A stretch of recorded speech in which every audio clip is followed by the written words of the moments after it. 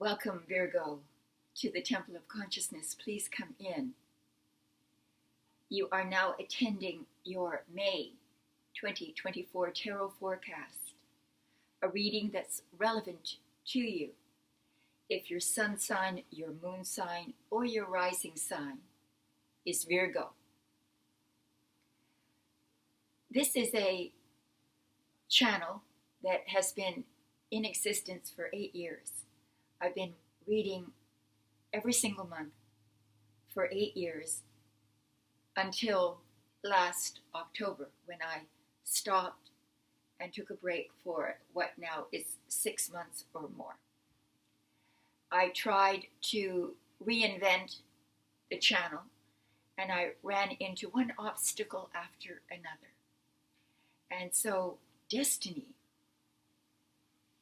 the universe, has brought me back. And the only change that I am making now to these readings, I'm reading them the same way I have for 8 years, is that I'm including more about astrology, about the astrological aspect that is the most relevant and pertinent to the particular month that we're examining. So that celestial, astrological, astronomical event is the solar eclipse in Aries that happened in April. If you're watching this in April, I'm filming this in April. We've just been through it. And for you, Virgo, it falls into your infamous 8th house. The house of, well, let me tell you, there are actually 2 money houses in a chart. The 2nd house and the 8th house. The 8th house has to do with money that was either inherited or given to you through partnership, or money that is invested in long-term assets, savings. The house itself, the 8th house, is ruled by Scorpio. And the area of life that it involves are, for instance, death, sex, taxes, partnerships, again, long-term investments, heredity, questions of loyalty, longevity, the longevity of a business, the longevity of a relationship, a partnership. It is the repayment of debt as well. The debt you owe to the government, the debt you owe to another. So all of that could be involved in what is affecting you, not only for the month of May, April, May, but also for the next 2 to 3 years. So the issues around the house are what are going to be quite central to what you find important in your life. So that said, let's begin your reading. But I have to shuffle a bit. I put in only a few reversals. Again, this is relevant to you if your sun sign, your moon sign, or your rising sign happens to be Virgo. I have no Virgo in me. I'm a Pisces. You are my opposite, and opposites attract. I also intend to create a new tarot university through my Patreon family. And I'm going to start that as soon as I finish these readings. and we're going to journey together through the major arcana, the adventures of the Fool as the Fool moves towards enlightenment. It's every man's journey, and the understanding of the major arcana is vital to the understanding of tarot in general.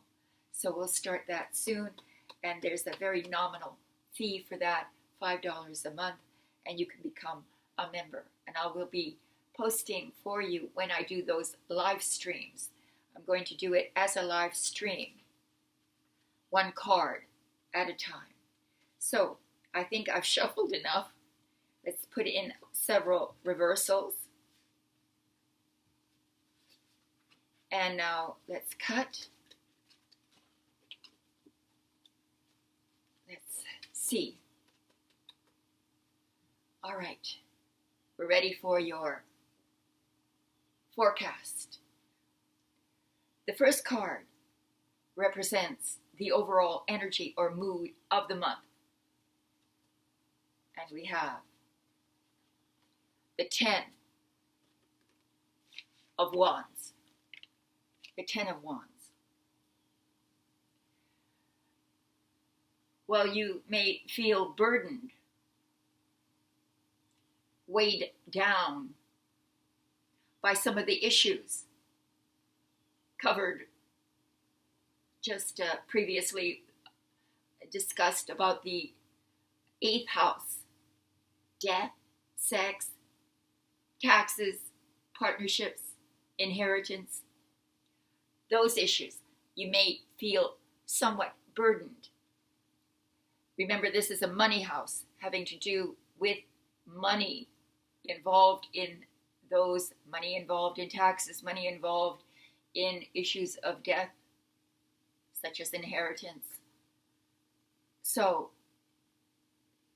the portrait is of a man who is bringing his goods, his harvest, to market.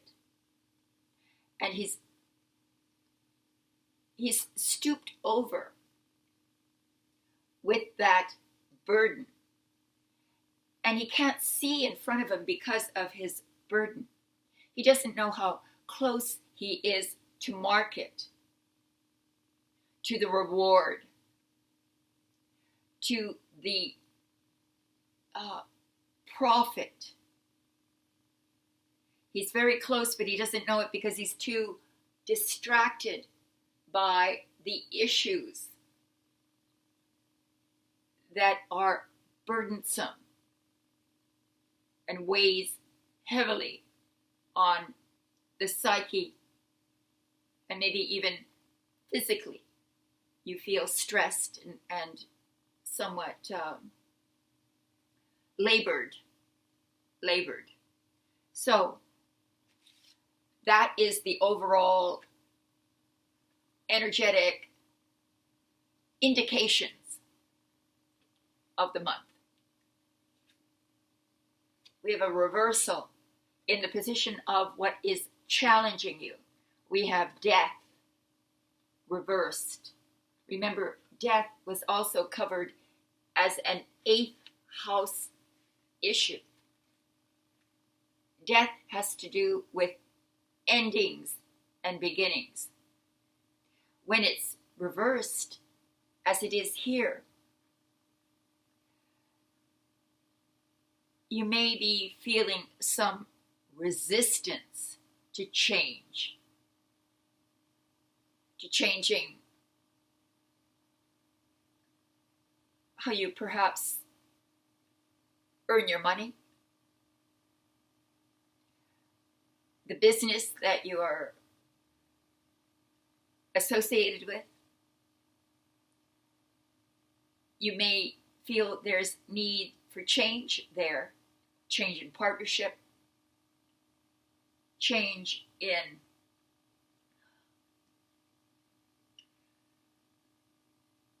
those deeper psychological sort of codependent habits.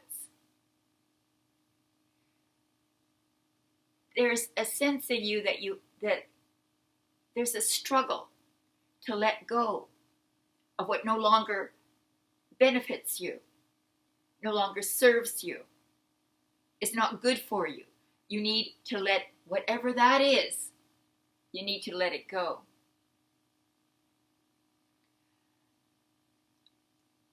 You need to embrace the transformation that is sort of like, here we have this, you can almost feel that you have to make a choice soon to change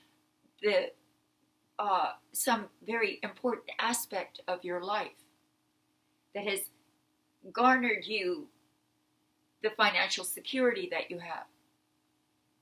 And you're reluctant to give up that security, even though there are many things that are wrong with the situation, with your circumstance, with this structure. And you have to surrender to the natural cycles of your life. You have to let go. You have to let things die, and so you can create space, room for things to grow, for the new to grow. That is your challenge. So these two cards show there's difficulty dealing with present circumstances and a reluctance to shed that which you know is not going to work out in the long run. The 8th house is about long-term thinking and planning. That was reversed, pardon me. Reversed. We have 2 reversals. Interesting. We have the 4 of Wands reversed now in the position of the unexpected.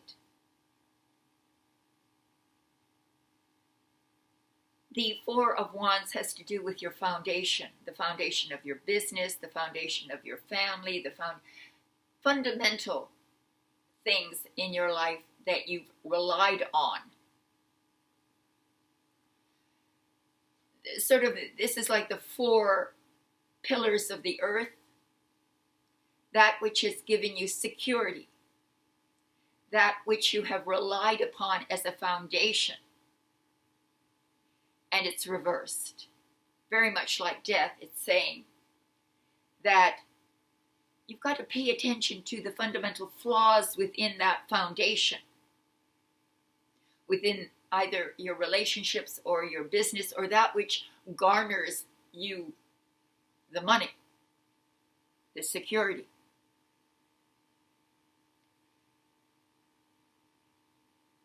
So it's maintaining balance and harmony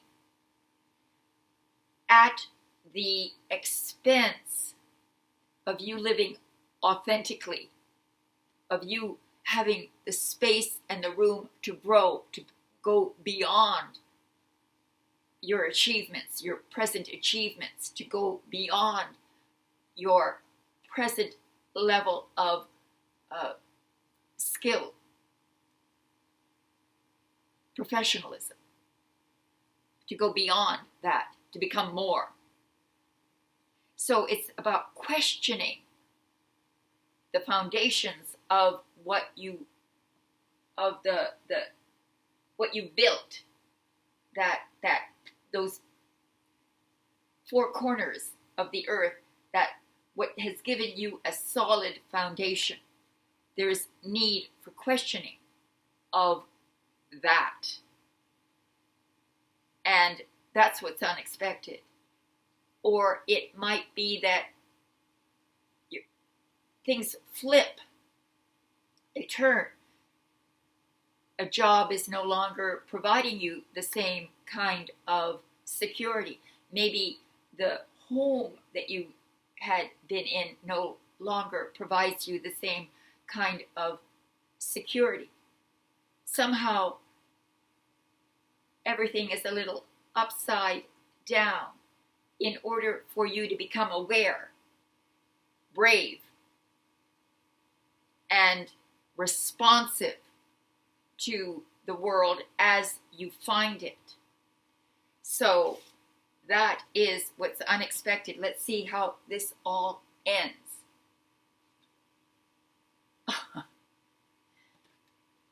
It ends really well. Remember, I told you that it was the 8th house, the money house. Here we have a card to do with money.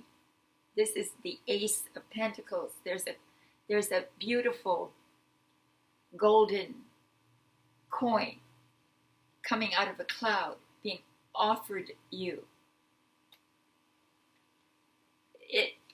This card often refers to inheritance, and there's a lot of indications of inheritance here, of maybe receiving a lump sum of money that you can then invest long term, that you can use to initiate the kind of changes that are necessary, that you know are necessary, that you can feel down to your bone, that this is a change that's just waiting for you to take the helm and to bravely sail into the unknown. It's the unknown. Every Virgo I know tends to be conservative and wants to retain the status quo for as long as possible because they're security conscious. It's very important for a Virgo to have family and financial security. So you're gifted the financial means to raise the bar in how you earn your money or how money is invested. Maybe you have to invest this money in yourself or in a new business. Maybe real estate. It often refers to real estate. Homes, a purchase, a one-time large purchase. Maybe that's what all the reticence, reluctance is here, is that you're almost being forced through karma to divest yourself of what isn't working anymore. But you'll have the means to do so by the end of May. And that's very good news. So, thank you for coming to the reading. Thank you for helping me to let everyone know that I'm back. If you would like and subscribe, share, it would help out. And I am so glad to be back. I've missed everyone. After I finish these, I have one more reading to do. I'm going to start the Tarot University. And I'll let you know when I post or when I go live with the Fool as the first card of the Major Arcana. So thank you very much for joining me. If you would like a private reading from me, there's a link below to my website, grandcentralhealing.com. And if you go into the shop, you'll find all the readings there. Please find the one that you feel pertains to your situation. And then send me a question or questions, and then I'll tell you when your reading will be ready. And that's all there is to it. So thank you. I will see you next month. and namaste.